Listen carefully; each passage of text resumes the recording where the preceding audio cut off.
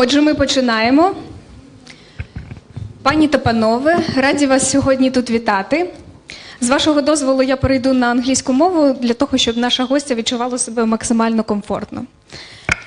So, good afternoon, ladies and gentlemen. The most welcome guest, dear Diane. We are happy to welcome you here today for the She Talks with Diane Francis. A special thanks, of course, to Diane, who kindly agreed to share her experience, ideas, just insights with us. And, of course, we do thank our partner, CUTIS project, Canada-Ukraine Trade and Investment Support Project.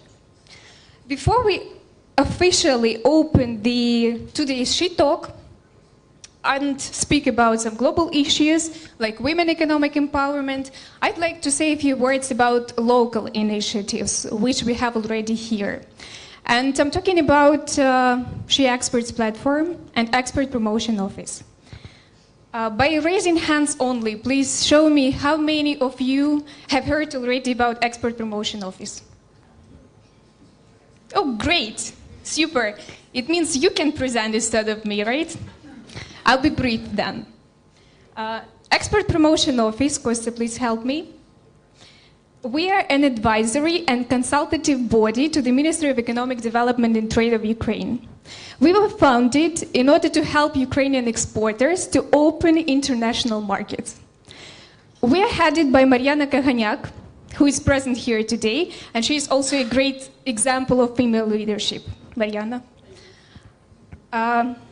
We operate in some directions, which are briefly described here. This is the information and analytics, this is the education, expert consulting, business opportunities, B2G, and international public procurement. I don't want to stop on all of them because this is not my day. But you will definitely find this information on the website of Expert Promotion Office, so feel free. If you have any questions, we then have the coffee break, and you may raise any of them either to Mariana or to me, to other representatives of the office.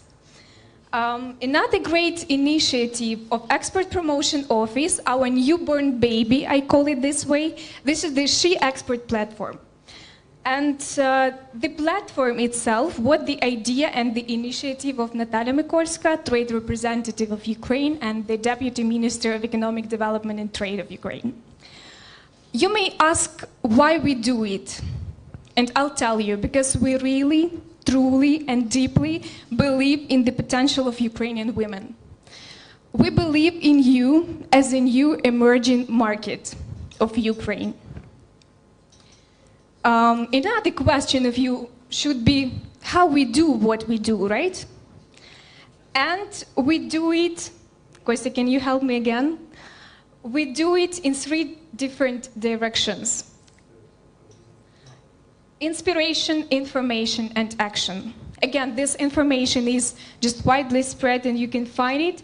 The She Talks is exactly one of the parts of the inspirational program of us. I see here some familiar faces, which is great, of course, for us. So some of you have already been presented to the first She Talks back to May 2017, where we welcomed Vanessa Rogbogbo, the head of the Women and Trade program of International Trade Center. And Vanessa just opened this great series of lectures called She Talks. After that, a sort of a logical consequence, Expert Promotion Office became a verifier of She Trades Initiative. Just to remind you, She Trades Initiative is the initiative to connect 1 million women around the world by 2020. So this way we want to help Ukrainian businesswomen to become part of the initiative and to become part of this global community by 2020. Tonight, we have another She Talks and another great speaker, Diane. Thank you very much again for being here with us. You know, Diane has such a great regalia that I would better read it. In order not to miss anything. So, Diane Francis a world-renowned, award-winning columnist, best-selling author, investigative journalist, television commentator, and screenplay writer from Canada. Currently, Diane is editor-at-large at Canada's National Post and non-resident senior fellow at the Atlantic Council. She's an expert on Silicon Valley, future technology, geopolitics, energy, business, and, just a sec, white-collar crime. Her pieces have appeared in many newspapers, including the Wall Street Journal, Washington Post, Daily Beast, Politica, the World Post, Miami Herald, the New York Post, the New York Daily News, and The Guardian. Diane has interviewed and written about hundreds of CEOs, billionaires, head of states, international criminals, Interpol officials, big thinkers, and academics, including Bill Gates, George Soros, Christine Lagarde, Larry Summers, Margaret Thatcher, Ronald Reagan, and this is just to start. So, ladies and gentlemen, welcome, Diane Francis. Thank you. So what is the time, how long do you want me to talk? And we want to have a Q&A, right? Yeah, we want Which to is have fun. 1 hour of your talk, 1 hour to 10 minutes, however you want. And then we have the question and answer session for 30 minutes. So 7 o'clock. that's your time, guys. Okay. I want to leave a lot of time for questions and answers because when you're doing a speech, you can't anticipate what people are, what supplemental questions they want to ask while I'm doing it. So if we could just restrict the questions to the end when I say finito, done. And then we'll get back to them, but maybe make a note about something, because I'm happy to talk about anything you want to talk about. And I'm going to give you sort of an overview of the state of the world for females, and I must tell you, it's pretty terrible. I'm not talking about in Ukraine or North America or Europe. But the grim reality is, and we all must remember this in context, is that the vast majority of women on this planet are treated like livestock. And that's the facts. They're subjected to violence and abuse and no opportunities and cultures that exploit them. And so it's very important for all of us to remember that. I thought it was very significant, and I thought that while I didn't vote for Hillary Clinton or Donald Trump, she made a very important speech in China about 20 years ago, and she said, women's rights are human rights. And I think we all have to do our bit, not only in our own society, but certainly in developing world societies and certain cultures that we might live beside that don't treat little girls properly. And so I think that that's really, or grown women properly. So that's very important for us to remember. The Chinese have a wonderful phrase. They call females half the sky. We hold up half the sky.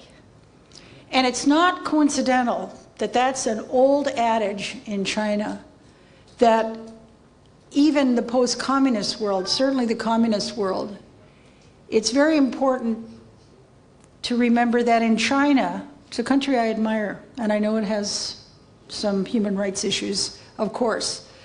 But from a female point of view and a global and a historical point of view, in my opinion, China is the only developing nation in the history of the world to have created a middle class in 40 years and educate all their females equally. Nobody's done that. We didn't do that. The West didn't do that.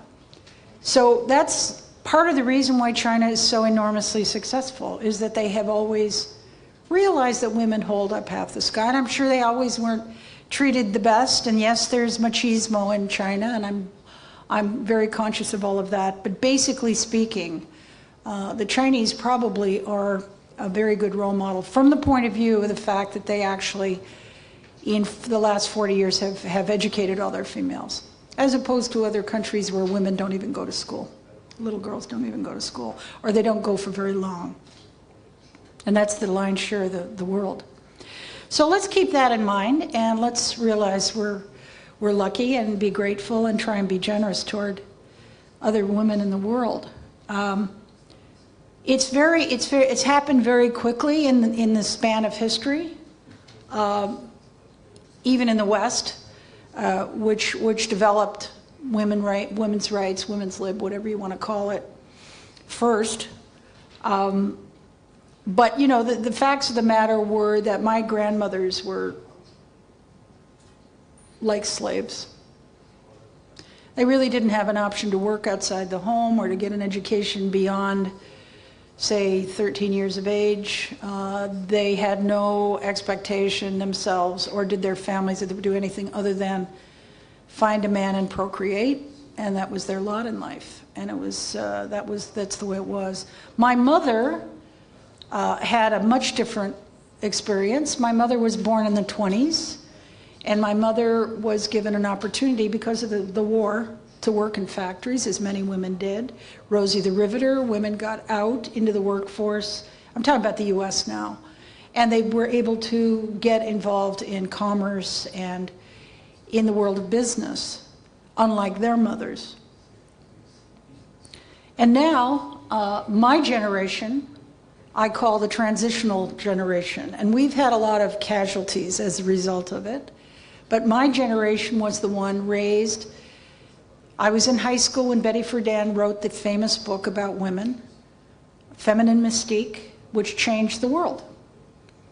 And it was in 1963, and basically she just pointed out the injustices, the lack of equality, and the choices that women should understand they can have. And so my generation I call the transitional generation. So we went forth in the world with the expectation that not only could we be successful and a professional and get an education, but we could get married and have kids in the picket fence and the whole thing. We could do the whole thing. You can't do the whole thing. It's not easy. And so there's been a lot of bumps along the way, particularly for my generation. I mean, we were the first generation in North America to have a 50% divorce rate. That's not coincidental.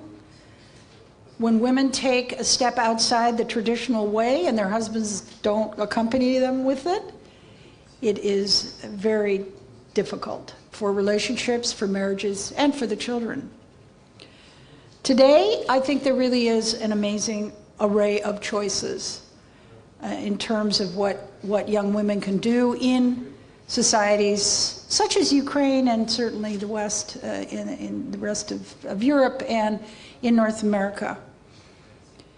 Part of the reason for that is that and hope I don't offend anybody, but the religious restraints that have kept women in number 2 place have been dissipated somewhat.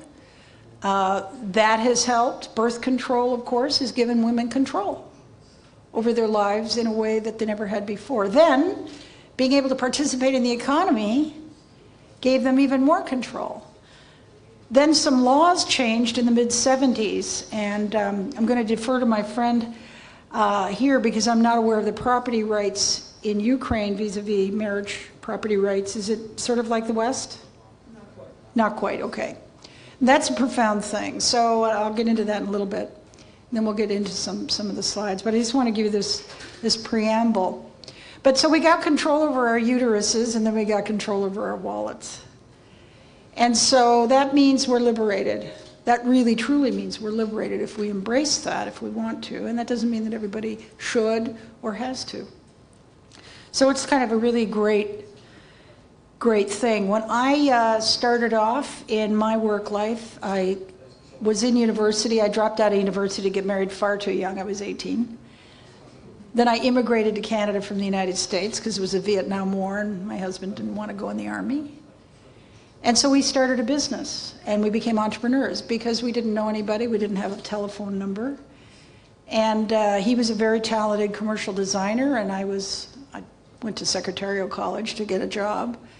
And so we started an art studio, and we built a very successful business very quickly because you can do business very easily in that part of the world, of course. And so that's what we did, and then I had a couple of kids.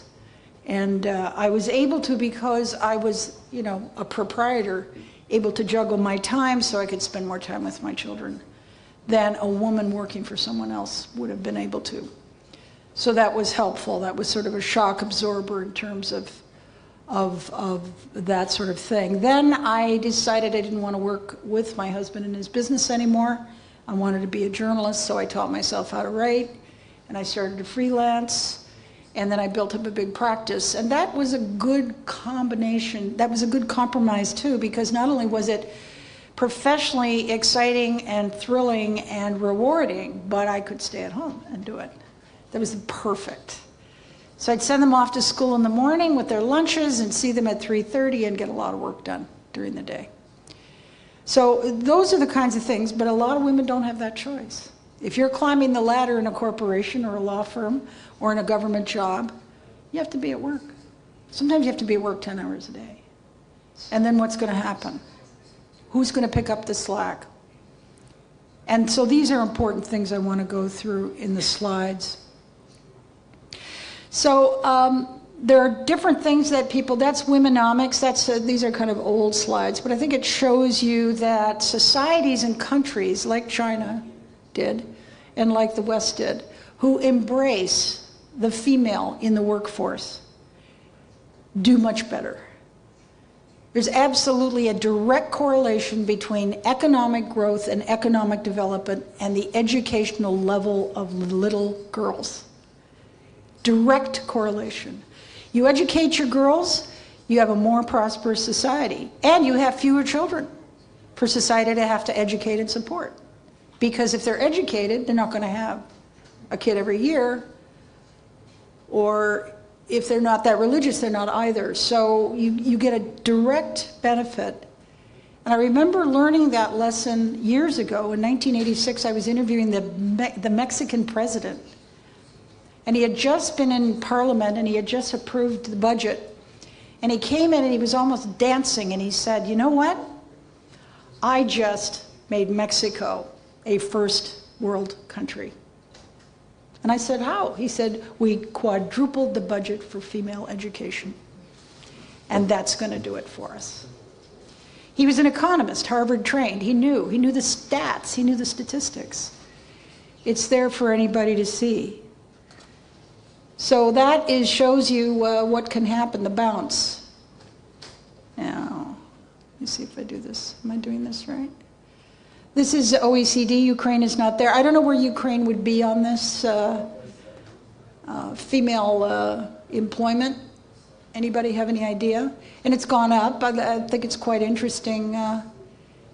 70% of the population that's working. And there's a correlation. It's interesting, though, there's some gaps. Like you look at Japan and Italy and Spain. Those are cultural reasons that women are not out in the workforce as much. Female employment world. See the difference there?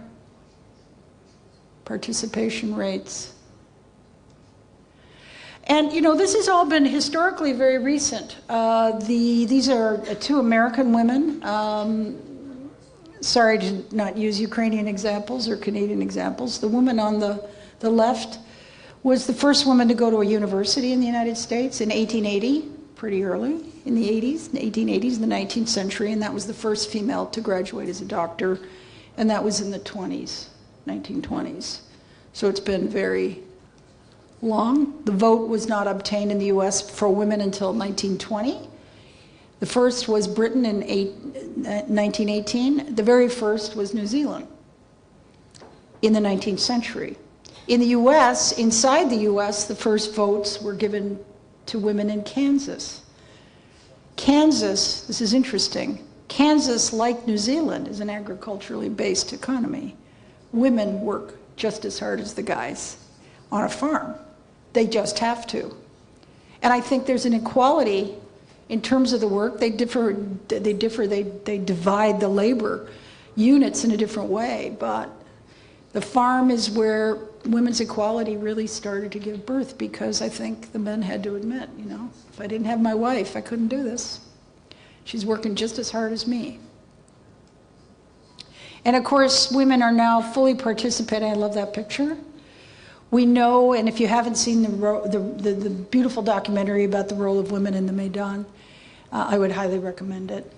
But it was, the participation rates by women in the whole revolution was quite stunning and quite very important, of course.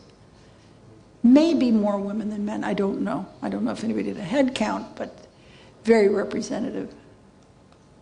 There's another picture, it's amazing. You know, building barricades and staring down guys with clubs, and pretty great. This is just a selection of some of the CEOs of big Fortune 500 companies that are female. When I started work life, there was not one woman who ran a major corporation. Maybe anywhere in the world except the Queen of England, if you want to call it a corporation. But, you know, this is just a sampling of women. Right now, it's 32 out of 500 of the Fortune 500 companies are run by females. It still lags quite a bit, but it was zero. It was zero. And I would say even 20 years ago it was probably 4 or 5. So it is growing a bit. Some of that is by choice and some of that is not by choice. And I would say, and I'm going to get into this in a bit, is that if women are looking at participating in the economy, the very best place to be is self-employed as an entrepreneur, because it gives you all kinds of flexibility, such as I had. I could work at home. Then I would say the creative arts is also more acceptable. Governments are very female-friendly if they're enlightened. And the professions, of course, you're either a good doctor or not. It doesn't matter what gender you are. And so some of those pursuits in life vary quite a bit. The corporate culture is a guy culture, very much a guy culture. It's profit-driven, it's pretty ruthless. I've served on a couple of public corporations, boards of directors, and in the first board I went on, in 2007, I did not say, and I'm a talker, I didn't say a word for 6 months, because they speak a different language. I think you could corroborate that. How they address one another, their protocol, the manners you exhibit, emotionalism, all of that is a language. The corporate speak is a guy speak, and it's very different than women relate to one another. And so I learned how to do that. But it was interesting that I was not only in a corporate world that was male-oriented, but I was in an industry that was male. It was in the mining industry. I worked for a large gold mining company, and then I worked for another one as a director. And even and mining companies like oil and resource companies are run by engineers and scientists, geophysicists, geologists. That's what it's all about. And it's a lot about building things and running a construction site, getting the ore out, having the mechanical engineer involved, having the mineralogist, all of that. It's very, very male-oriented occupations for the most part. I don't think we had more than a handful of women in either of the mining companies I worked for, except in the office, the financial people and some of those other folks. But actually out in the mining field, in the business, it was 95% male. But I found, and they found, that having me on the board, and that was basically because in Canada it became pretty pathetic if you didn't have at least one woman on your board of directors if you were a publicly listed corporation of any size. And so that's how I got on. Somebody I knew on the board said, let you be perfect, and so on. But we think of stuff they don't think of. And we actually have another kind of way to relate to the world. And albeit, P&L is number one, and profit and all of that stuff, but there were various board discussions where I said something that they would never have thought of, ever, and it was pertinent and important. So I can give you that example. For instance, we had a fatality at one of the mines. Mining is a very dangerous business. Guy died, he fell off a scaffolding, hit his head and died. So 30, so we get the report at the board, fatalities are very serious. And it turned out he was not an employee of the mining company, he was a contracted worker. About half of our workforce we hired from a bureau that let out people on an hourly basis, so he was that. So we're going through the whole thing, it turns out it was his own fault and nothing to do with that. And the men were mostly zeroing in on liability problems, is this gonna cost us a lot? So we were in a very remote part of Canada, like most mines. It was trouble getting people to want to live there and trouble in the area getting people to work there. The skill sets weren't there. I mean, we had villages with, one Catholic cathedral and 500 people in the area. People, this was in the middle of nowhere, believe me. It was hunting moose and bears in the streets, and it was wilderness. So it was hard to get people to work there. So HR human resources was always a problem, recruiting people. And that's related to what I'm going to tell you I said. So I said to the mining manager, I said, how old was he? Was he an employee? No, okay. How old was he? 34. Is he married? No. I said, but does he have kids? Because they don't often get married in Quebec. This is in Quebec. They just have kids. And so I said, does he have children? Yes, 2.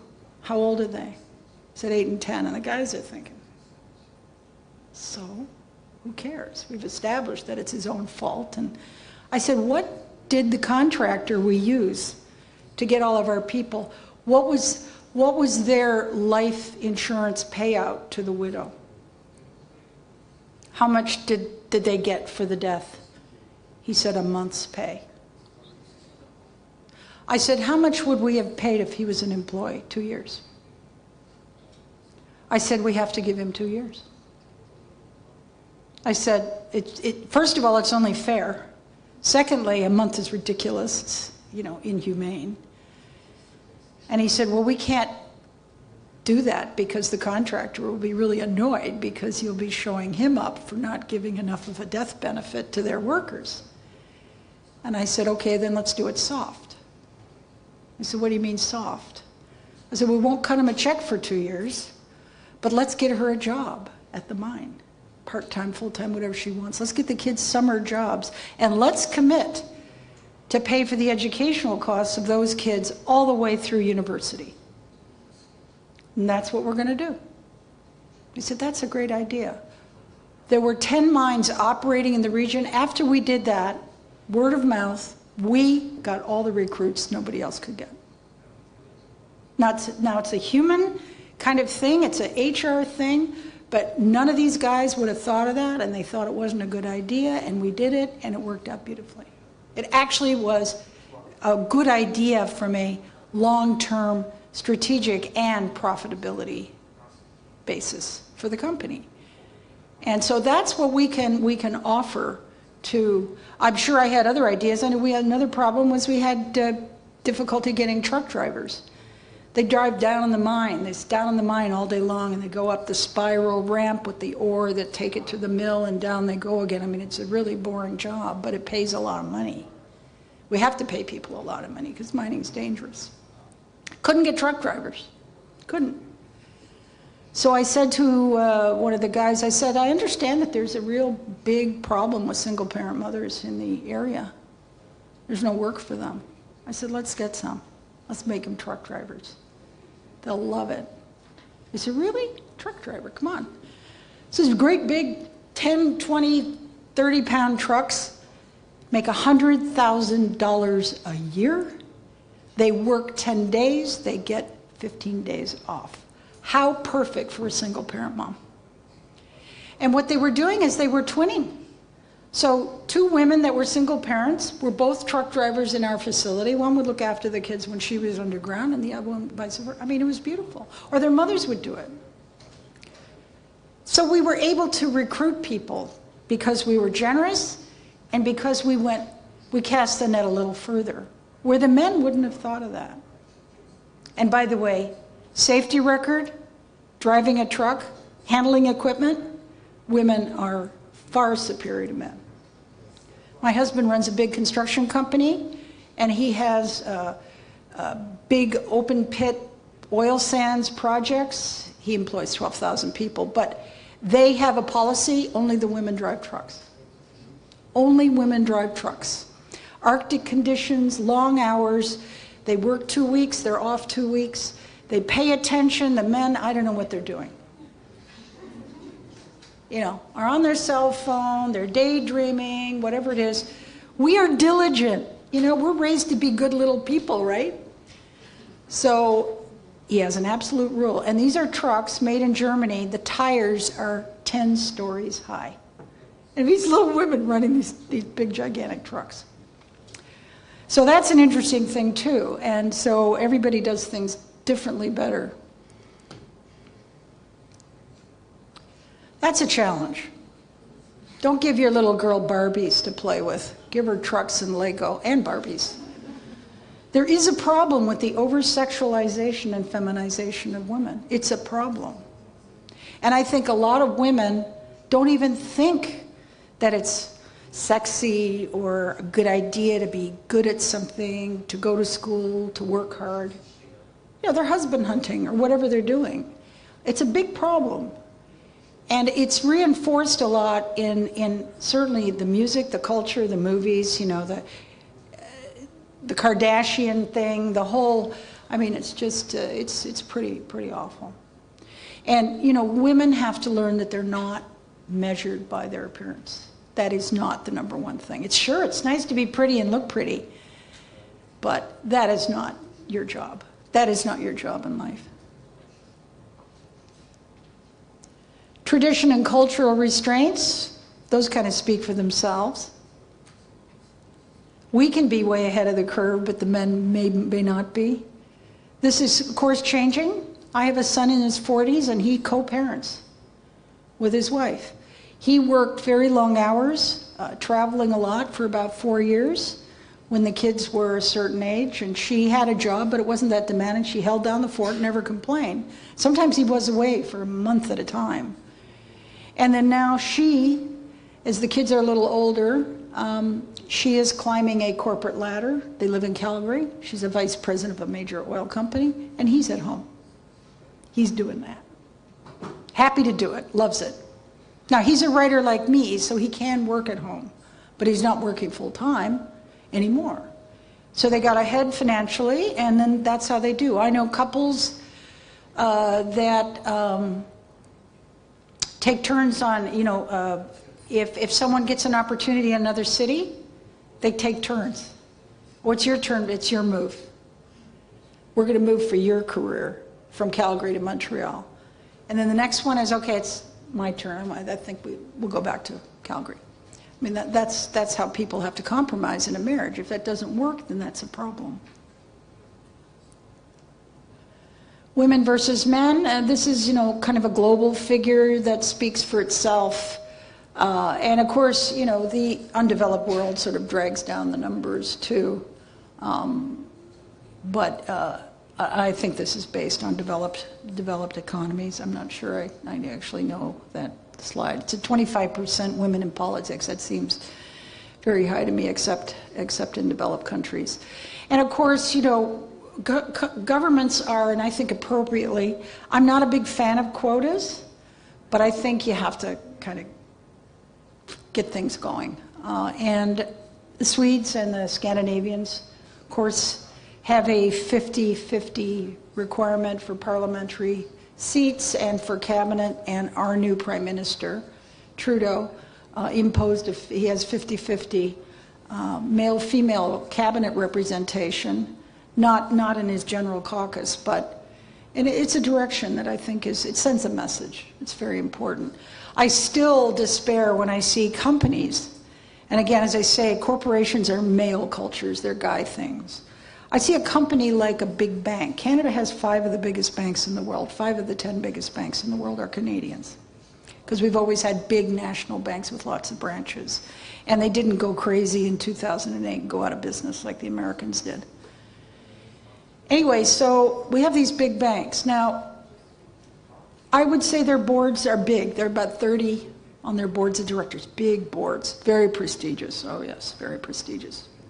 And they like diversity on the boards, but their idea of female diversity is 7 out of 30, maybe 10 out of 30.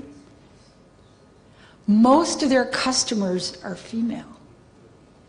Most of their employees are female. This is nuts. They don't even, how can they possibly understand their own internal culture and their customer needs?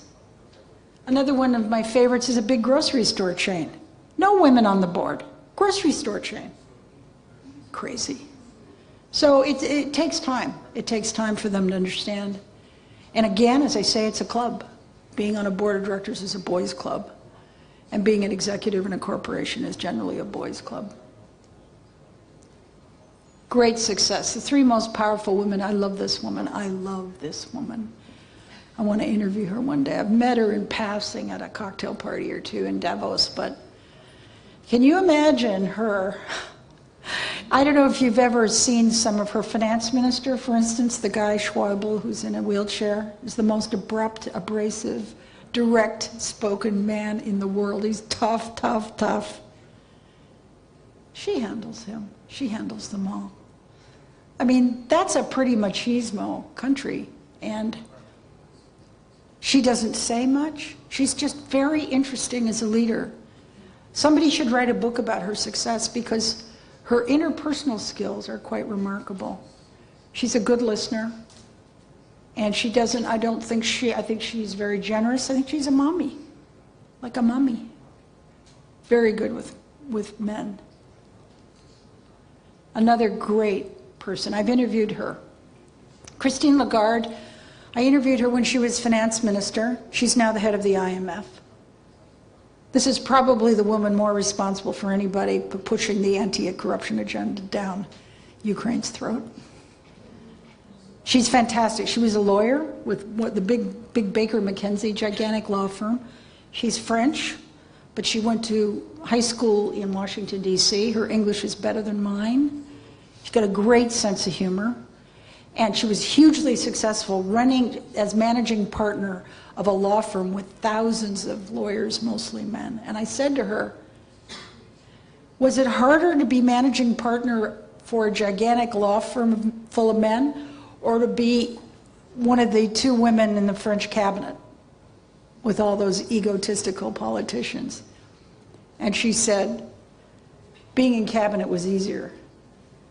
But one of the interesting things about her is that she is one of 6 kids and the only girl. She grew up handling that male culture really well. She knows how they think, she knows what they're good at, what they're not good at, and what they like to talk about. Loves baseball. I mean, these are the things you know, this part of the culture. You talk baseball scores and who's pitching for the National. I mean, that's how it works. She's fantastic. And this is probably the most powerful woman in the world, Janet Yellen. She probably comes up to here on me. Little tiny little thing with a brain of a genius who runs the Federal Reserve Bank. Most important, maybe economic player on the planet. Sets interest rates, monetary policy. Again, very low key, very unassuming. Married. Kids, always had. You know, interesting. Merkel has never had children, and she's been a real devoted, lifelong career politician. And Lagarde had kids, but is divorced. Was divorced very early on when her career took off. And there's lessons in that. These gals are sort of my generation, the transition. And it's been very hard to make the transition with a man into the new reality if you're ambitious. Trends favor females. There's a lot of things that favor women. First of all, we're better at school. We need to get those math scores up, but we're better at school. School participation rates are 60% plus in the developed world, female to male. And we know that in the new economy that we're entering in technology and so on, you don't have to be a computer programmer, but you better be educated. I don't know what the men are going to do. They want to be baseball players and hockey stars, I don't know. But the boys are really falling behind. They're falling behind educationally, and now, of course, as time goes on, they're going to fall behind occupationally and economically in many societies. So that's the sort of thing. I love this one. I wonder, my guess is, here's an investment genius over here, but I would guess that this is because women are more careful. Less risky, risk crazy, taking chances, but you look at that.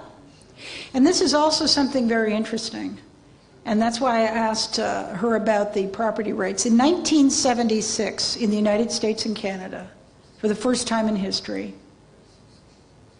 women got property rights, proper property rights. Did not have before. Happened in Canada over a terrible case. Terrible. This is 76. It's not that long ago. A woman named Iris Murdoch. She lived on a ranch in Alberta. Her father gave her the ranch. She married, and she and her husband worked the ranch together, and he used to beat her up all the time. She finally got the guts to leave him, and he got the farm. She didn't have any right to the farm her father gave her under matrimonial law. And that was such an egregious case of injustice that it led to a whole body of legislation. And I'm going to connect that to this. Some of the richest people in the West are women now. Because if there is a divorce, they get half. I know women that are now partners in their husband's gigantic company because they were entitled to half and he couldn't afford to buy them out, or she wouldn't let him. If you talk to bankers and money managers, the female client list is getting bigger and richer. And that's happening, and that will happen in Ukraine too as time goes on. So the laws are very, very, very serious. If you live with a man, even if you're not married, for more than 2 years continuously, you get 50% of whatever he made and whatever your house is worth. 50-50. And if you have children, you have the right to stay in the house if you want to keep the kids there, and he's got to support it all. And you continue to be supported in the style to which you were accustomed, unless there's a prenup or something like that. So there's a lot of very, very well-heeled women out there now that are playing an economic role on boards as investors and so on. It's very interesting. This is interesting. 30%, a third of women in the United States make more money than their husbands. That is a problem for a lot of marriages. Big time. Now, one of the underlying reasons behind that is the division of labor and the division of interests. This is going through a couple of recessions and difficult times. In general, the women that make more, most of the women that make more money than the men are in government jobs where they didn't lose their jobs, they didn't get laid off, they have really terrific benefits, marches on, they're not rich, but they're getting ahead. Whereas the husbands were laid off, downsized, had to start up something, work part-time, and so that's behind it. The recession's ravaged the private sector, where the majority of workers are male, but teachers and nurses and that kind of person and government workers who are female just kept on going, and they keep the home fires burning. That's the case in my family in a couple of instances with my cousins. They work in the public sector, and the husband got downsized at the age of 60. And in the US, when you're downsized, it means no health care. So that's a very interesting thing, and you will see that happening in other societies too. Now, unfortunately, this slide, I can't even read the numbers. So let's pass over that very quickly, except to say that women aren't paid as much as men for the same work. The gap is closing a little bit, but not very much, all things being equal. This is the higher education figures. It's pretty stunning. Where would Ukraine be on that? Over 50%, do you think? I know at UKU, I was just in Lviv, at UKU, 65% girls are enrolled in that university. You know, in all of our educational programs, women have consistently, Ukrainian women have consistently beat the men. When we fund MBA scholarships to the United States, and we always have 60-70% women to men. Yeah. More diligent, work harder, want to behave, want to be responsible. That's how we're raised. We're raised to please. Men are raised to please themselves. Sweeping generalization, but I had a boy and a girl, and I'm telling you, it's almost genetic. That's the way it is. Personal experiences, those are labels that are often thrown at our face, even if we're the boss. I ran a newspaper. We had about 250 people in the newsroom. It was 50-50, 50% female, 50% male, which is typical of the creative arts and journalists and other creative areas, where women can, if you either do it well or you can't. You don't have to know the boss's son or play golf with the guy or whatever, which happens a lot in the other jobs, but it's a problem. We're perceived differently. If we're too nice, then we're not considered effective by our rivals. Why aren't you a little tougher? And then you know what they call you if you're tougher. We all know that name. It begins with a B. It's not bossy. Women are bitches, men are assertive, right? It's the difference. This is cute. This is a double standard. This is what you always are ricocheting between, you know, how you dress and so on. I'm a lecturer at Ryerson University's business school. It's the biggest business school in North America, maybe one of the biggest in the world. It's 11,000 undergraduates, 65% female. And, you know, I don't get involved in it too much, but one of the things that I do tell younger women is do not, please. You don't have to dress like a man, but don't sexualize yourself at all at work, ever. Low cut, button it up, no flirtation. It's inappropriate. The men hate it. They like it, but they hate it. And it absolutely degrades your reputation and your brand in the workplace. You can't do that. So when I sort of talk to the young undergrads taking a BCom, I say, okay, short skirts, tight skirts, shorts, tight tops, see-through tops, lose them. It's not appropriate. It sounds very conservative, but you know, you're there to do business and they don't take you seriously if you're trying to get a husband. Lean in. This is a very good book. I would recommend everybody reads this. This is Sheryl Sandberg, who's the Chief Operating Officer for Facebook. Brilliant woman. And she's got some really great, the lean in phrase has to do with if you really want to be successful, you better learn what the guys do, and that is lean in. Don't just sit back and expect or do it better than anybody else. You have to lean in and grab it and want it. She also has some absolutely fabulous advice when it comes to a woman who is ambitious in the world of business or any kind of world. And it's something that I totally ascribe to, and it's not something that everybody's going to like to hear. But she says, and I have said to audiences, you have to decide how ambitious you are.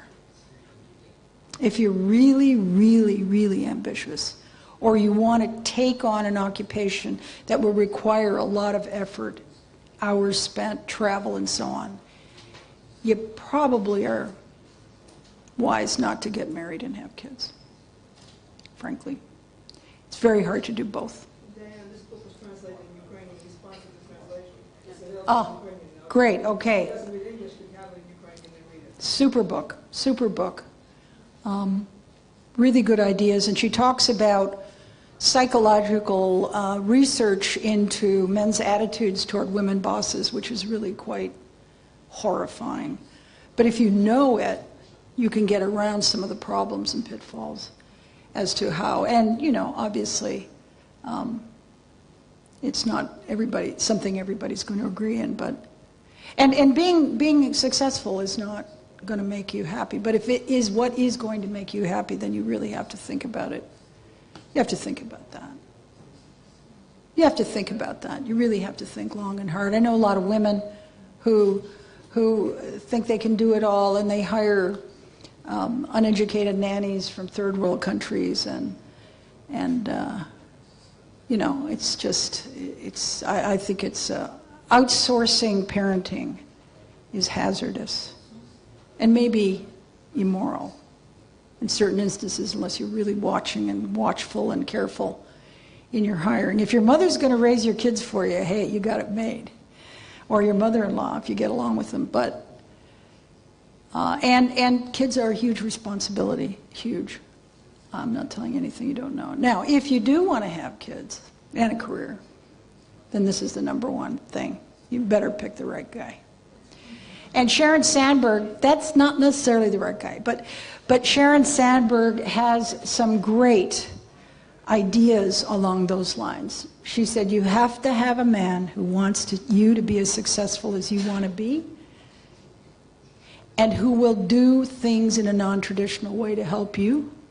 Not all about you, but it's very, very important. And a lot of men are not like that. And probably my advice would be, if you want to know how your guy's going to be, of course they all promise all kinds of things. If you want to know how your guy's going to be, have a look at his parents. Is his mother a doormat to his father? I would be a little, that's a red flag. That's a red flag. Does the mother spoil your boyfriend overly? Another red flag. So, you know, you want a freestanding guy, and you want to help him get ahead, and you want him to. It's a partnership. It's like a business partnership almost. Everybody's got to be pulling the same, with the same amount of effort in the same direction. And then that's important enough. Then you bring kids into the mix, and then it's even more important. Knowing how many you want, if you want. And there is a huge drop in birth rates because of society, the cost, careers, sexualization of society, all kinds of things. In North America, it's a huge calamitous drop in birth rates, particularly in Canada and in Scandinavia. I don't think that's a bad thing. So those are the slides, and I just wanted to flesh out a couple of other things. So basically, when you're looking at economic life, as I say, you either go into government, the public sector, which is very friendly toward women in general. They're going to have quotas maybe. They're going to want women to get ahead. That God forbid there's a political scandal that they treated a woman badly and so on. So government, public sector work is very good. It depends in the country. In Canada, I mean, if you're in education, you're in the public sector. If you're in healthcare, from surgeon to nurse, you're in the public sector because we own it. The government owns it. Professionals, lawyers, doctors, accountants. That's a very female-friendly thing too. We have more female lawyers and accountants in Canada than men, by a pretty big number. And, you know, again, it's like being a journalist or being an artist. You can either do it well or you can't. You have the credentials or you don't, and they don't care what gender you are. Pretty gender-free in that respect. Corporations, I sort of gave you my take on corporations. You can succeed in corporations, but you have to learn how to deal with it. When I became the first female editor of a national newspaper in Canada, I had two guys one that reported to me directly, one that was sort of my parallel, and I had to make sure they got fired within a year because they were out to get me. It was very clear. And they gave me the grounds to get rid of them. It was easy. I was gunning, but I was looking. And that's just the way it is sometimes. They are resentful. Sometimes they just really hated their mother. Whatever it is, I don't know what their problem is, but this is very often a case for women in trying to cope with men in a corporation. I would say the best bet, and I think in the long run, we're all going to have to learn how to be entrepreneurs. Technology and automation are going to take away and disrupt most of our careers. Mine has already been hugely disrupted. I mean, Google stole the content from the newspapers and then stole our advertisers, and we're all on life support.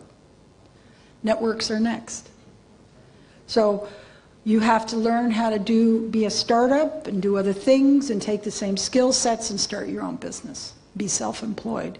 And that gives you the freedom to have some wiggle room inside a marriage, to raise your children in a more traditional way if you choose, if you're self-employed. And of course, in our society where we pay high taxes, self-employment is hugely beneficial because of the tax treatment.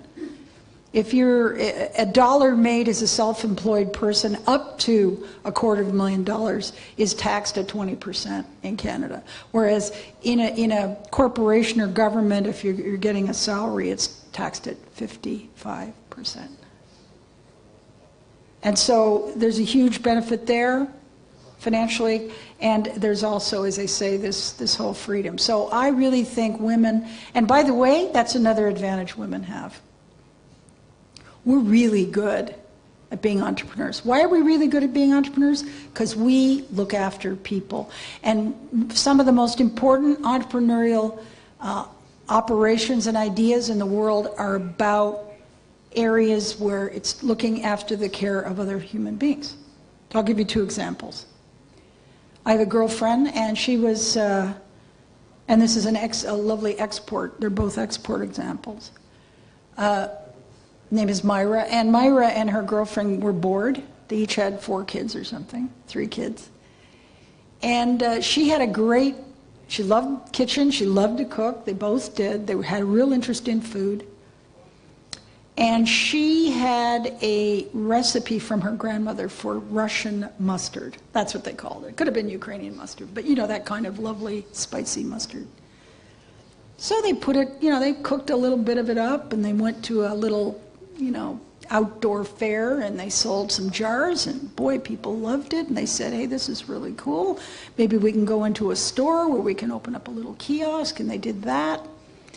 And before you know it, they were mixing this Russian mustard in their bathtubs. They had so much to do. And then, of course, they got a commercial kitchen. Now they had to get into marketing, sourcing ingredients, and so on. Myra did that 40 years ago. Myra lives in Toronto, and she is a gigantic condiments exporter. 90% of her products are exported from Canada to the U.S. And that's rare, because Canada usually just ships commodities down to the U.S. to actually make a product. And it all starts with the fact that we like to look after other people. We like them to eat nice food and be happy with their food. And so a lot of the successful ventures that women have inspired and or propelled into great success stories are restaurants and in the food sector.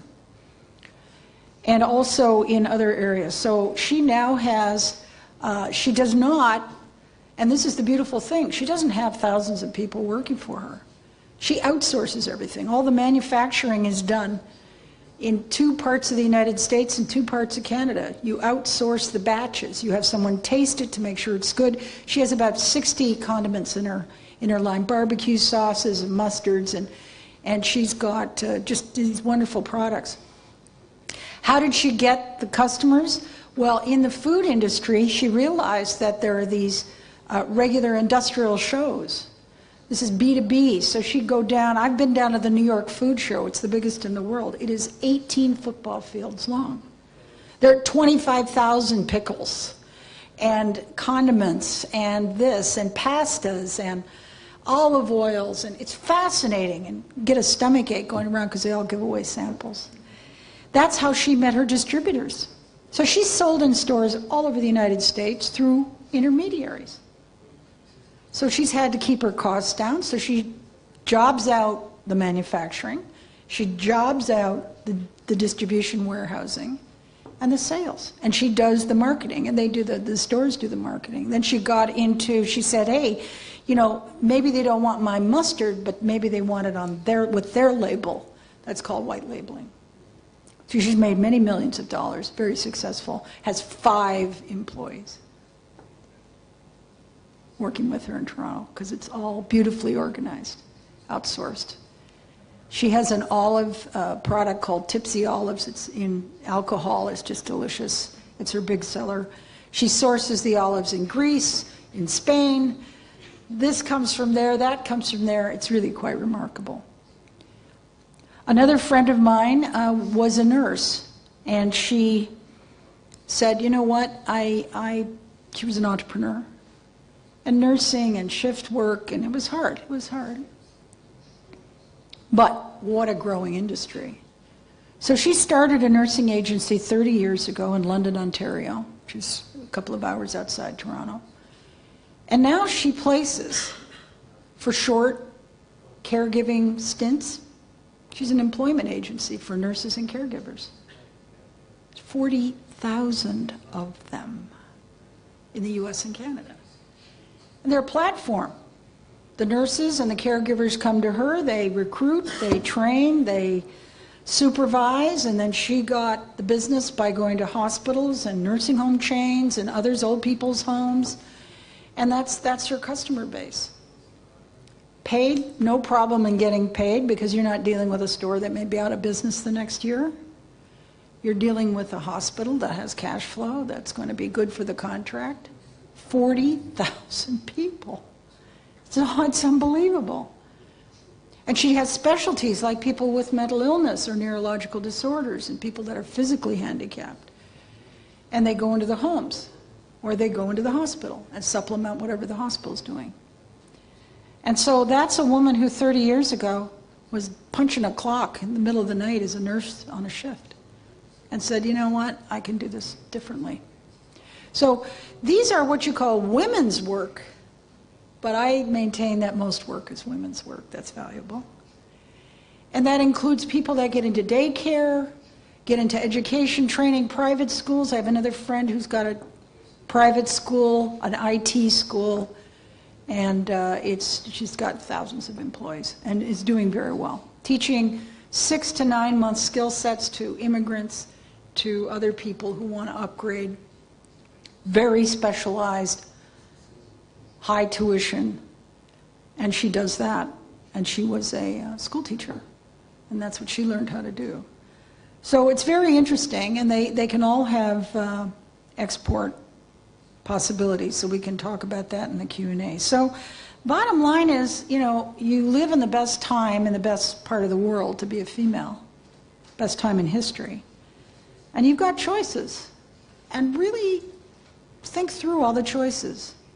Extrapolate various things you can do. I mean, where you work and so on. Understand and do some homework on the culture of if you're going into a corporation or you're going into a sector. Is it a guy business? Okay, if so, I'll keep my mouth shut for 6 months and learn how to talk like they do. And, that sort of thing is very, very important.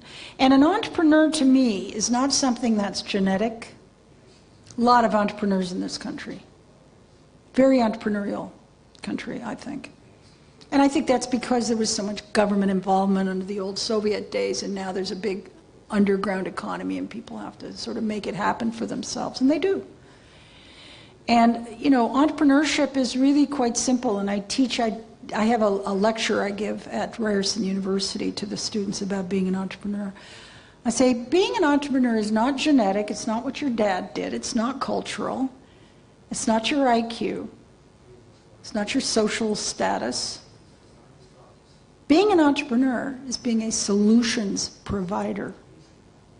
Go around looking for trouble, look for problems, and say, well, that's interesting, that's a problem, it really bugs me, I wonder if I can do something about that. I have friends that have created apps because they don't like standing in line at a train station and made millions.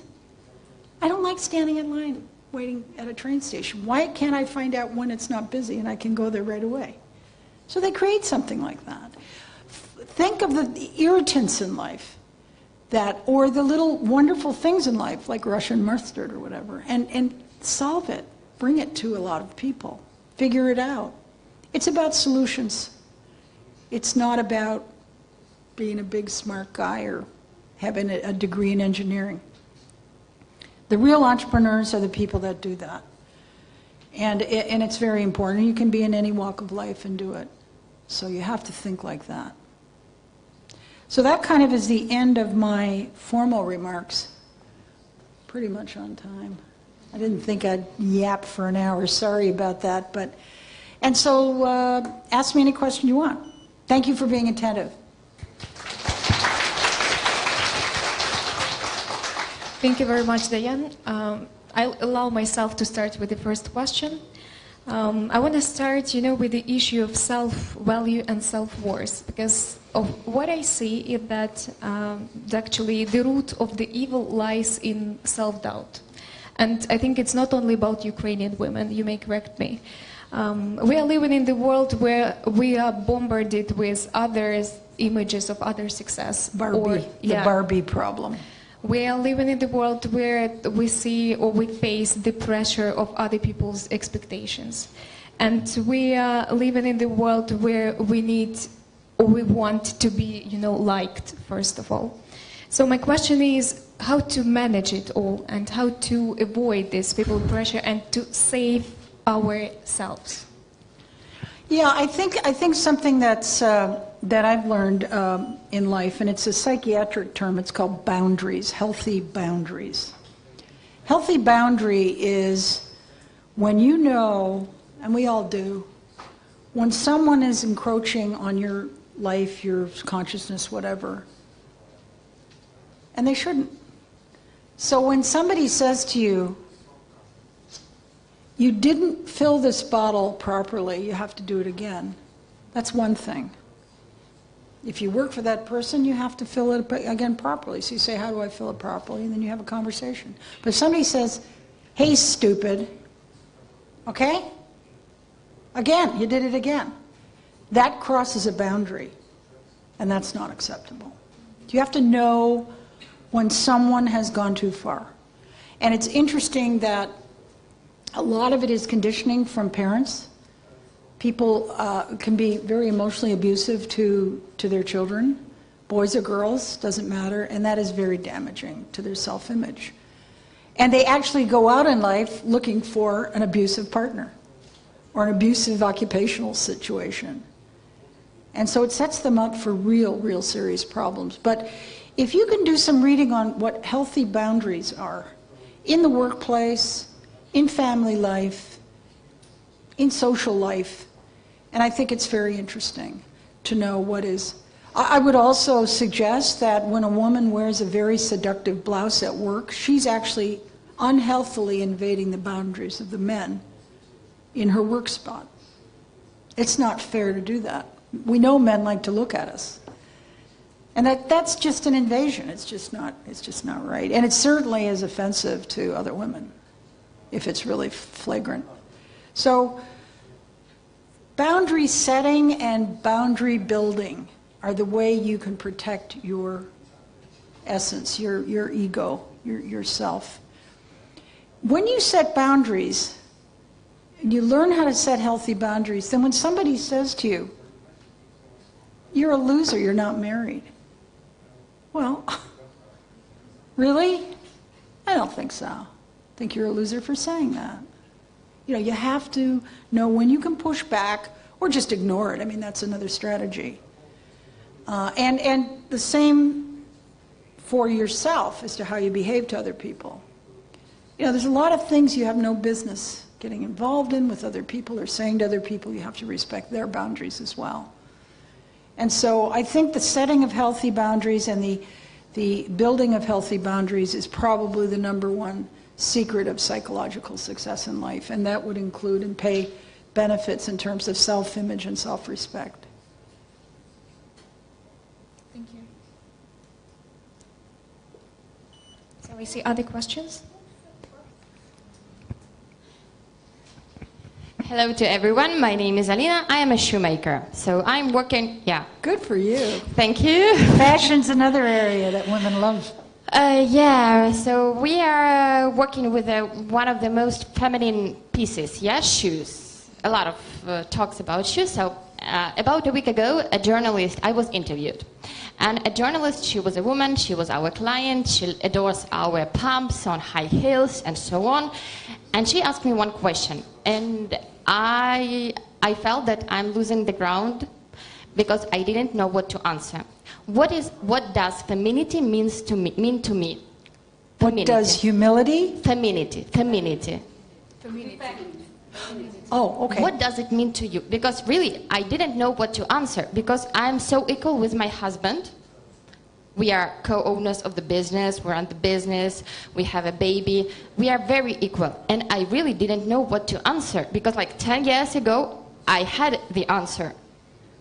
What does it mean to be feminine for me? But right now, I don't know what to answer. What was your answer 10 years ago?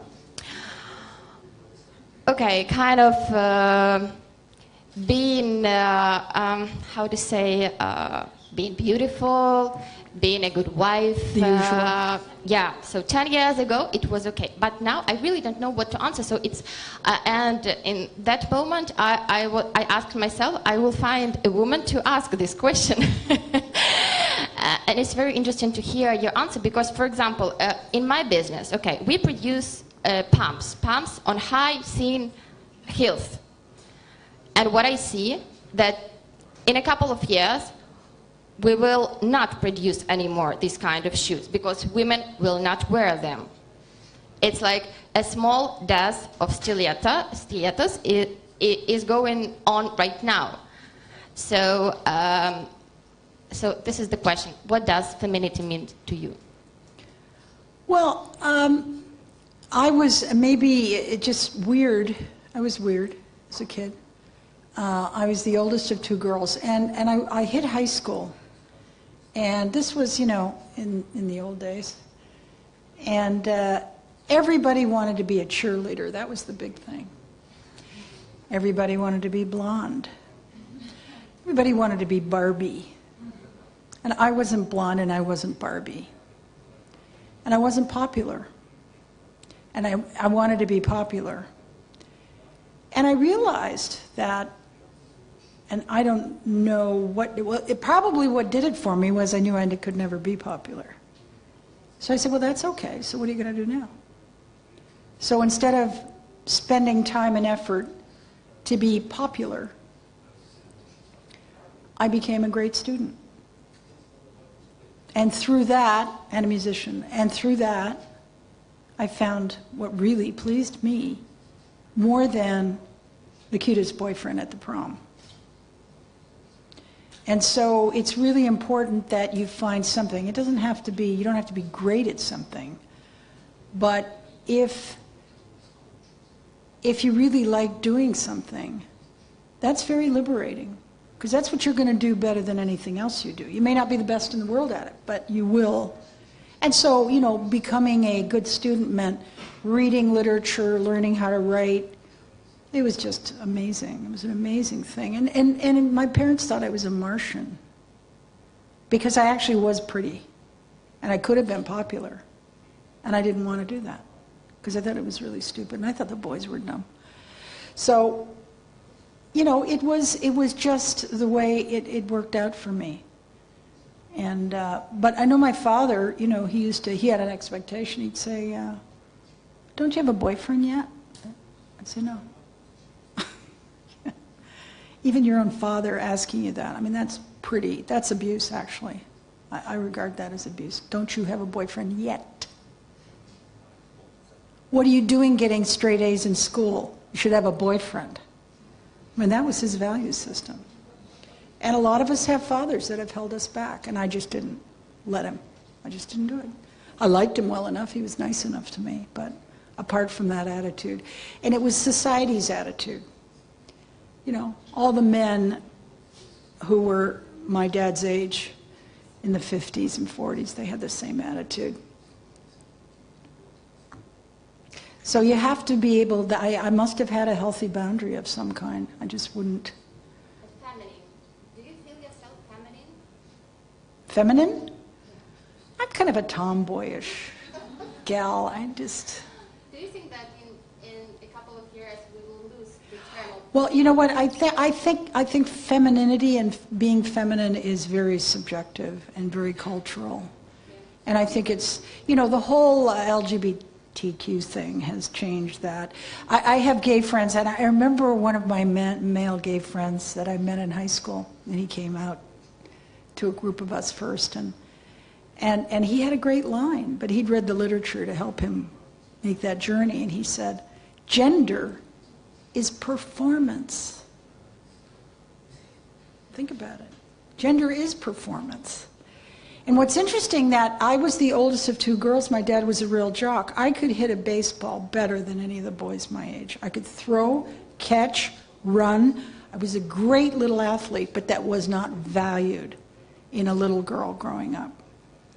I wore blue jeans. I rode bikes. I was like a climber. I had dolls. I liked dolls and that sort of thing. So I was kind of feminine, but you know, my mother said it was hard to put a dress on me when I was under 6. So, you know, I was already inclined to be kind of boyish in that regard. I'm not gay, but so what if I was? But I'm not. I would admit it if I was. But you know, yeah. I mean, I was one of those people that didn't fit that feminine role model. And when I look back on it, my mother didn't either. So, you know, we weren't, oh, she can't do that because she's a girl. No. So my dad taught me how to play baseball, and how many of you are familiar with the game of baseball? Well, you bat either left-handed or right-handed, okay? And from the age of 3 on, my dad said, you're going to be a switch hitter, you're going to learn how to do it right and left. It's really good. Then you can hit anything off any pitcher. 3-year-old girl, okay? And I attribute that treatment, despite the other treatment, with my success, that popularity thing. Because my dad said to me in that message, you're a girl, but you're going to do it as well as you can do it. And I know you can.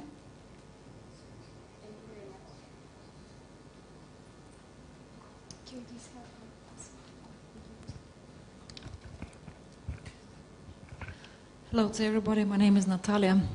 I just want maybe not to raise a question, but my personal feeling, and maybe the audience would argue with me, or maybe some another discussion will be raised. You said that we are living now in very interesting time, in changing time and the changing agenda for women in our society. Mass media is talking about this, society is talking about this, in such meetings we are talking about this agenda. But at the same time, I suppose that these surroundings sometimes ruin the agenda on our daily basis. I just want to maybe share my personal experience. Each and everybody is talking about that you have a lot of power now, you have a lot of opportunity, you have a lot of education and a lot of, you know, options to do. And at the same time, men surrounding us will try to use this a kind of comment, not to be so active, not to be so powerful, not to take an opportunity, sometimes even to be hidden with this agenda. How to find the right balance between your options, your opportunities, and at the same time not to minimize or not to discharge the abilities of the men surrounding you, because sometimes there is a kind of overweight of this discussion. Women's rights, women's opportunities are becoming more. I think that's very interesting, and that is our problem. You know, we have been trained to take second place. And that's in our families too. So I'll tell you one of my stories. I had a little boyfriend when I was 10, just puppy love. And we were playing ping pong one time. His father was the minister in the local church. He's a moral man. I beat this kid all the time in ping pong. I mean, I was really good at stuff. He pulled me aside, a 10-year-old girl, and said, it would really be nice if you let Timmy win most of the time. I knew that was a boundary crossed.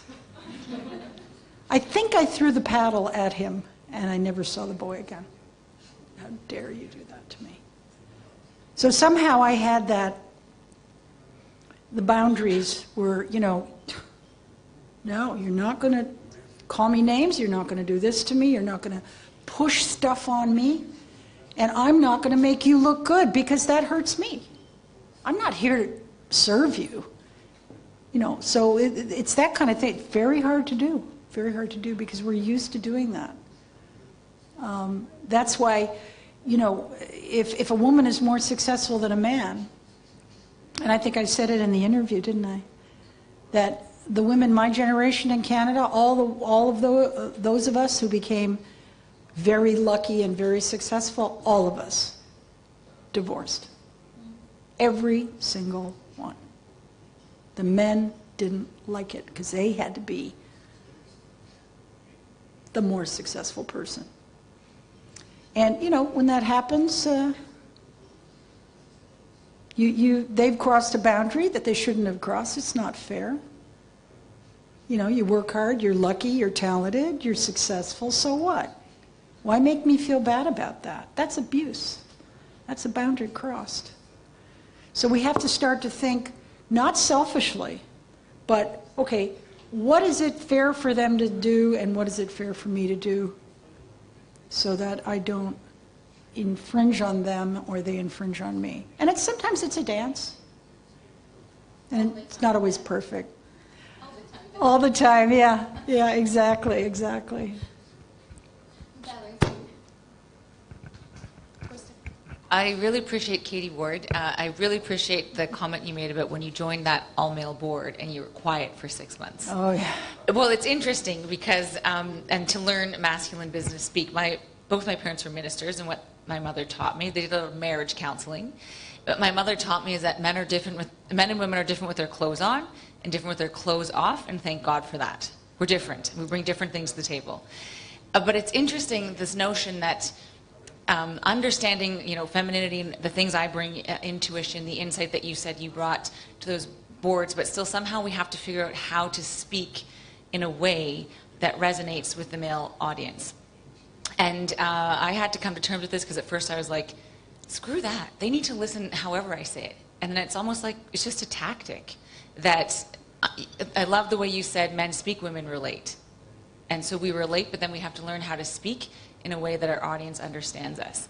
And so, you know, how do we, maybe some advice on how to cultivate that as we're moving into, especially here, very male-dominated sectors where this sort of understanding of our own place in it is changing very rapidly. This is cultural stuff, and that's really all it is. It's anthropology and sociology.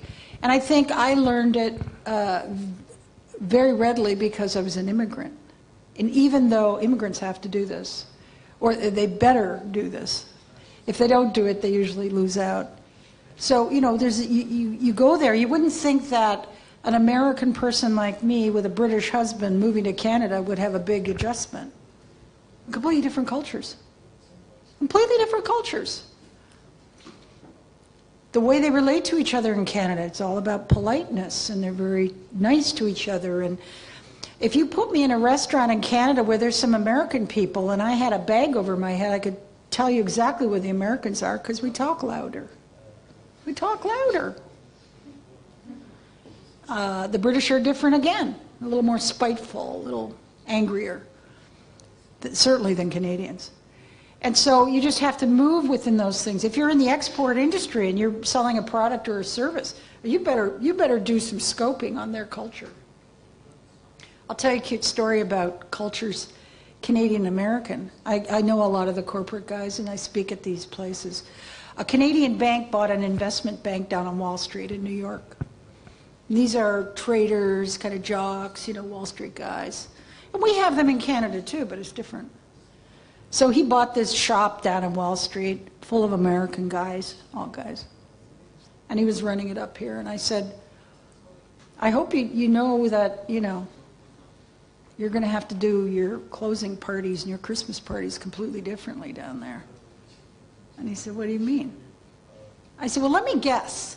When you close a big deal in Toronto, you invite all the guys in your shop to go to a fancy restaurant at the top of a bank tower. They all arrive at 6, they don't drink too much, they have suit and tie on, they leave at 10, and you say, congrats, guys, job well done. Gentlemen, job well done.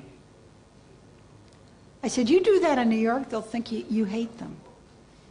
You got to have a locker room atmosphere. You got to go to a sleazy bar where there's sawdust on the floor and shout and point to a chart and say, look how bloody well we did. We killed him, didn't we? Difference in culture. He took it to heart. He said, my God, I would have gone into a rat's nest if I hadn't realized that. It doesn't mean they're uncivilized down there. It's just different protocol. In Canada, how you dress, how you eat, how you talk, your tone of voice, your manners, all of that is more important than the job you do. So you get on a meeting, you go to a meeting in Canada in a Canadian company, you better dress appropriately. In the US, they don't care how you dress. But if you're 5 minutes late, they're furious. Because time is money. That's more important. That trumps everything, excuse the pun. So, you know, that's a difference in culture. You would say, Canada, the US, please, there's not much difference. Oh my God. It's not quite as much difference as Russia and Ukraine, or Ukraine and Poland, but good Lord, same language, but spoken completely differently with a different attitude. So when you're coming up with products and goods and services, you have to know the culture to which you're selling them. I have a friend who came up with a really cool IT idea that nobody will buy because it doesn't fit into any culture that I know. It doesn't fit in with the way people relate and work. I won't get into details, it would embarrass the person, but I know it's going to bomb. But as somebody who came up with a, gosh, this is a really cool gadget, nobody's going to use because he didn't do any thinking about market. And women are, because we're more sensitive, sweeping generalization, but we're more socially sensitive and sensitive to other people's concerns and demands and requirements. We are actually better at this stuff. That's why I sat around that boardroom table and I said, you know what about the community around us? What are they going to think of us if a guy kills himself on our site and he gets 2 lousy weeks for his widow? Come on. And so, you know, it's thinking about the larger and the other.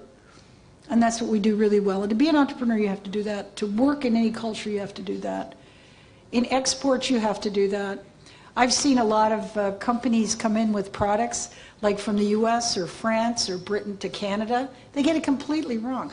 The worst story of export, the biggest export fiasco, was the British, who of course think they're the best thing on the planet. And so after the Second World War, they were struggling to survive economically, obviously. And they had very small cars, right? Compared to the big American cars. So they thought, okay, we'll export cars to the United States. Great. So they started to make and put on ships all these British cars. And you know what? If they'd ever figured it out and hadn't been arrogant about it, they could have done what the Germans did 10 years later, the Volkswagen. Just took over. And then the Japanese did it. They made cars for the culture. The British put thousands of cars in boats, took them to New York without car heaters. No car heaters in the cars. Well, we don't need a car heater in Britain. They need a car heater? And they refused to retrofit them. They said to the customer, well, figure it out yourself. These are good cars. That is the biggest export boondoggle I heard about, and that was a real problem. It was a real problem for the country because they never did get their export act together post-war, and the Americans would have done anything to help them. And the Germans, who know a lot more about almost everything, they came and just took that market by storm, just by storm, and then the Japanese did the same thing. So, you know, business and all of that it's about anthropology and understanding everything. And of course, when you're a writer, you have to do that too. Who's my audience? Are they 40? Are they female? Are they guys? Are they old people? What's their vocabulary? Oh, Washington Post readers? Yeah, they have a higher vocabulary than New York Post readers. What about this? What a tabloid paper, kind of racy, sensational, okay, different vocabulary than the New York Times. So you have to adapt as a creative person to audience, or you don't get one. And I think we all have to be very sensitive and aware of that. And I think women have that as a second sense. I think we're really good at that.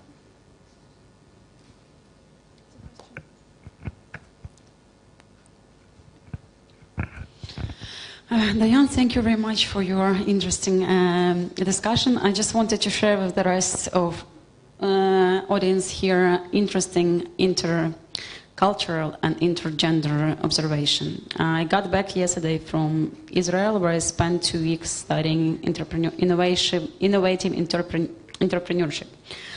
And what I noticed is that, okay, over 30 people were present from 22 countries, different colors, races, cultures, everything. But what united them is that on the second day, all guys were drinking beers and calling each other buddies and men. And ladies started communicating on the second week. So there is something that, I don't know, stops us from going forward, right? I don't know, is it education, family, environment? We have some personal limitations that they put in our mind and we cannot overcome them. But again, coming back to that Israeli experience, they told us to use, if something is not working, they told us to use the mirror technique, which means you come to the mirror and then you ask, and you see who is responsible for that, whose blame is that, and do something about it. So what should we all present here, and I see a lot of women who are entrepreneurs from public sector, from different spheres of life, do something about it. So it means 1, 2, 3, that tomorrow everyone comes to workplace and does to change that, to behave differently, so the results will be differently. Thank you. That's interesting. That's interesting. That's the buddy thing that I was telling you about with corporations, the fraternities. That, again, is also cultural. There was a very good book written about 20 years ago, and I took it to heart, and I made sure my daughter didn't get caught in the same trap, and that is little girls are encouraged to go into things, pursuits, whether it's music or sports, that are solo. Running, swimming. The boys all go into teams. Soccer, hockey, basketball, baseball. They're in a team. Girls hadn't, in my generation, nobody had the opportunity to go on a team. There were no teams for girls. I was a great little baseball player. I couldn't get a uniform and be on a team. No girls' teams. So having a girl play team sports or get involved in projects of some kind, orchestra, that's a project, that's a team sport, is very important because they learn the collegiality. They learn how to operate instead of just trying to be the best little girl in the whatever. And so I think that's what they have over us, and that's what they expect. Now, you have to be careful with that culturally. You can't go up to your male colleagues and hey, Bob, what are you doing? Put your arm around them and get drunk with them. That is a tricky problem. I mean, that's a problem. It could be misinterpreted by the males. And so you have to find how to do it in other ways. One of the tricks I learned on the board, when I learned how the men talk on the boards, was that I was inclined, if someone said something, you know, a board is a gigantic brain. It's a bunch of people that are collaborating to come up with decisions. And so you're sharing information and you're getting ideas from other people. A woman tends to perform. That was my instinct. I'll perform. I have a really good idea. I'm smarter than them, so I'm going to tell them. That's not how they do it. They may have the same arrogance, but they don't do it that way. How they do it is you say, gee, Bob, that's a terrific idea. And here's something else that was mentioned over here by Bill, and I just wondered, I'm going to share how it kind of seems to me and might be something for us to talk about. Us. Yes, good idea, good idea. Never competitive. Never competitive. Collegial. Respectful. Complimentary. even when a guy, you've been in meetings where you have an idea, you come up with the idea, and there's always one guy in a management team that just is a loser, and they just repeat what everybody else says and tries to get credit for it. Makes me crazy. You let that pass. Because actually everybody else knows.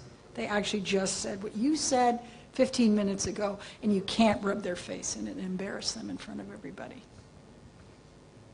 So that's a protocol thing. That's just a social algorithm, if you like, how you behave with them.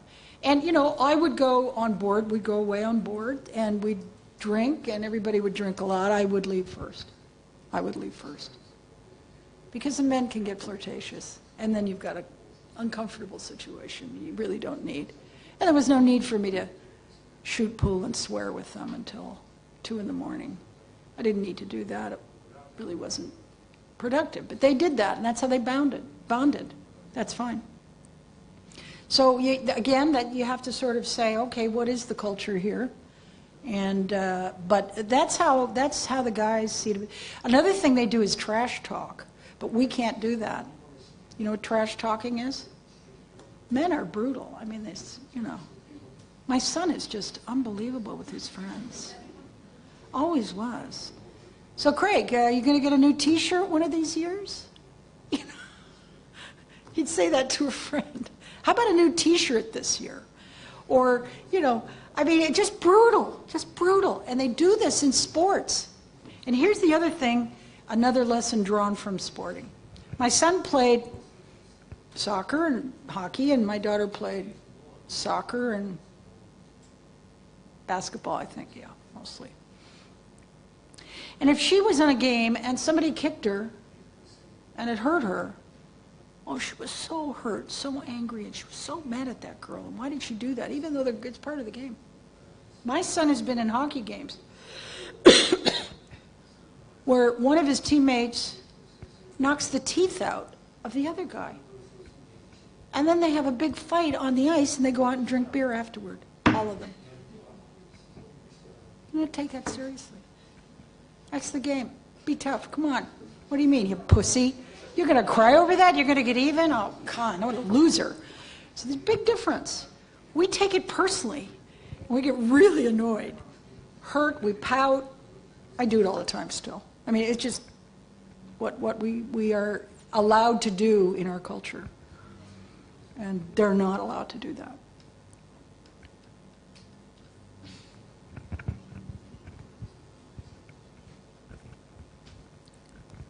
Thank you very much for coming, and thank you for this interesting discussion. My name is Daria Mustafina, and if I can ask 2 questions. First one is connected with creativity of women, because it's like a lot of researchers which show us that women are more creative, more innovative, and so on. And also I saw that you also interviewed Clayton Christensen, and I haven't read those interviews or haven't seen it, but maybe it was about disruption innovation model, who knows, maybe you will tell us.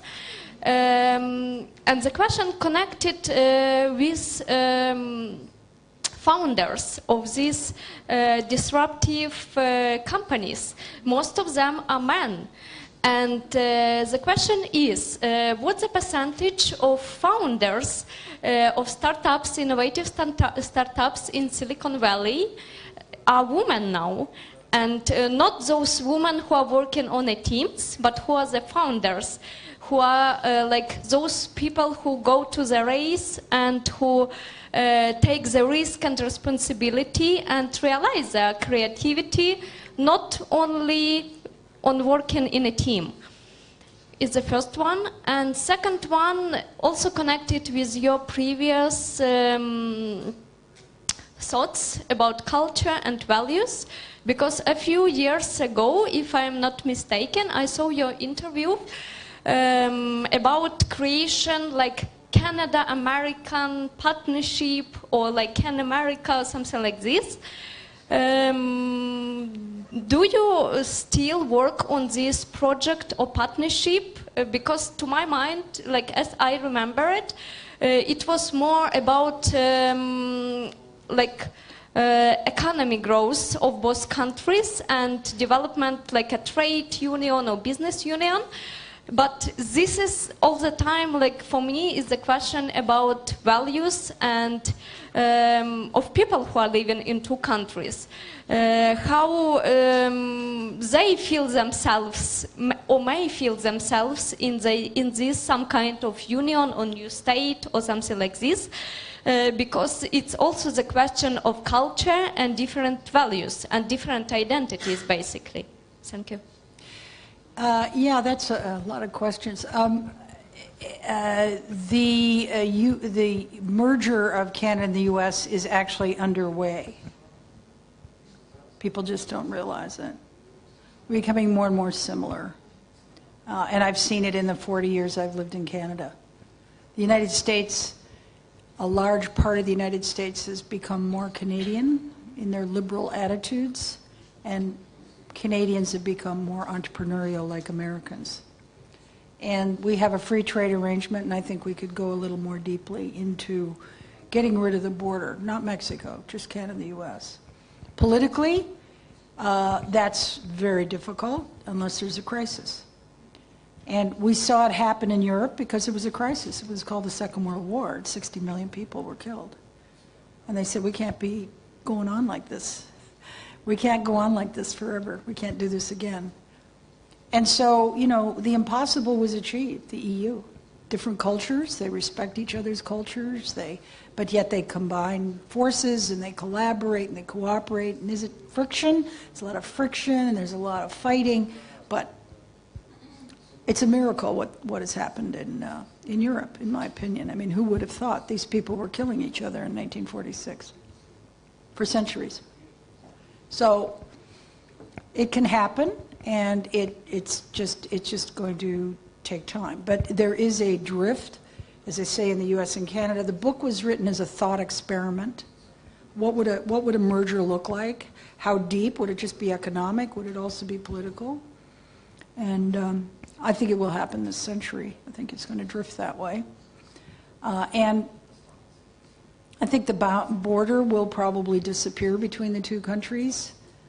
And for workers, be able to go very freely. It's pretty free now. Kind of a Schengen thing, maybe, almost. So those kinds of integrations are possible down the road. But I called it merger of the century, and we're only in 2017. So we have 83 more years to see whether it happens or not. The other thing is, you were talking about creativity and Clay Christensen, and wonderful book, and Silicon Valley. Silicon Valley's a guy culture. It's a guy culture. We're all guys. They talk guy talk. It's a locker room. That's the way it is. And I think it's 15%. Doesn't mean a woman can't start up a business. See, the thing is, if you have the skill sets to be an entrepreneur, that's your best route. But working your way up, Facebook or Google with all those men in the way, forget it. Forget about it. And so, you know, it's a good place to learn skills, good place to sell stuff to, but so I think that's a very good example of a male culture that isn't going to change.